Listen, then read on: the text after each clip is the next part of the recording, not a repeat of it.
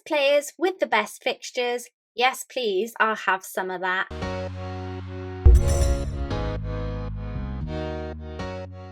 Hi guys, I'm Nymfria and welcome back to the home of FPL videos. So we have the fixtures and we have the prices. We can start planning our teams finally. In this mini-series, I'll take a look at the top 6 teams with the best opening fixtures for the 21-22 season and pick out 3 of the best players from those clubs and a couple of the best of the rest too, so that you can consider the best players with form and fixtures for your FPL teams. In today's video, we look at Everton as they have the best 6 opening fixtures on the fixture difficulty rating list. But before we get stuck in, I'm hoping to reach 5,000 subs before the start of the season, so if you could, please do smash that sub button, Nym fam. Okay, let's get into this.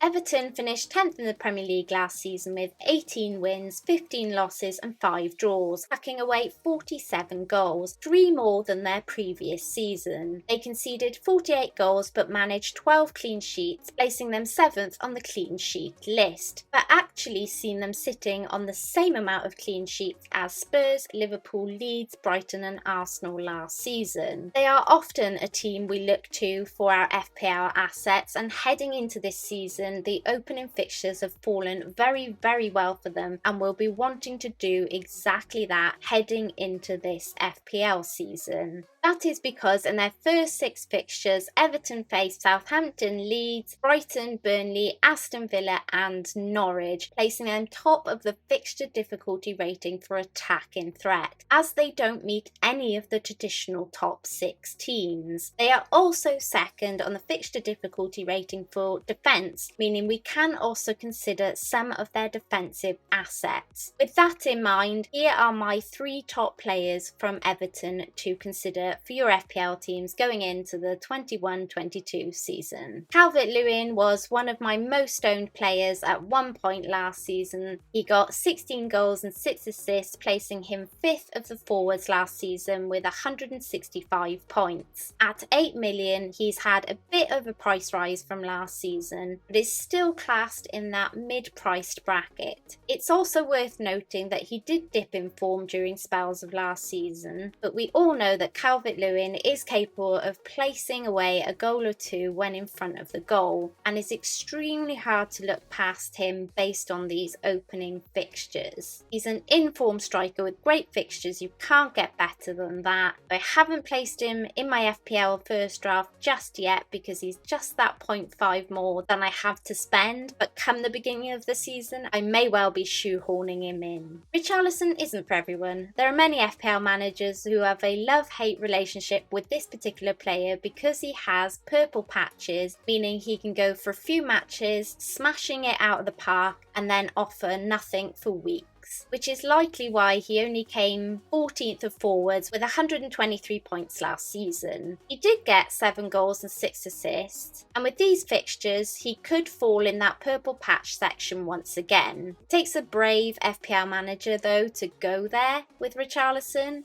especially instead of Calvert-Lewin, though if you do, you'll be making a 0.5 saving, as Richarlison will set you back just 7.5 million this season. Digne is an attacking defender, something we should all look to in FPL. He is worth consideration for your FPL teams based on these opening fixtures, not only for the potential clean sheet appeal, but also because he got 9 assists last season. He finished on 120 points, and at 5.5 million he is cheaper than he was at the opening of last season at 6 million. If a defender gets both a clean sheet and an attack in return in a game, it can often lead to bonus points and therefore a bit of a haul for your FPL points in that particular game week.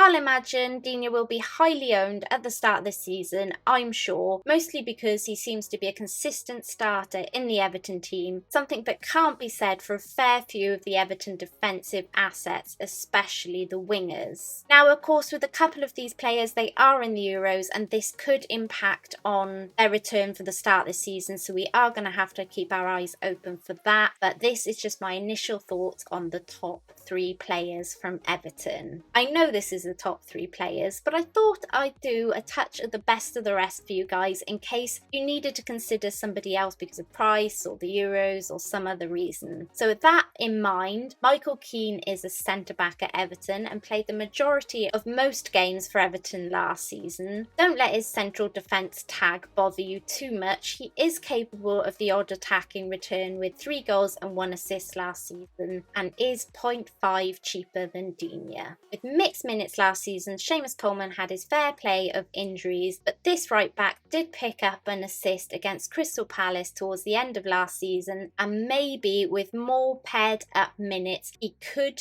have added to his 3 assists for the season. At 5 million, I'd maybe stick him on the watch list and keep an eye on his minutes and go from there. If you want a starter in defence but don't want to plump for a defender, then Pickford could be worth a shout. He could stand a chance of some clean sheets in these opening fixtures, and there's always a chance of some saves too. At 5 million he's possibly a little bit more expensive than say somebody like Sanchez, but with these fixtures it could totally be worth it. If you wanted to do a double up in Everton defence, for instance, but didn't want to take a plump on 2 defenders in case of rotation risk. Lastly, James and Sigurdsson, despite their iffy game time, got 6 goals and 5 assists each last season. It remains to be seen if they'll get the starts that us FPL managers require.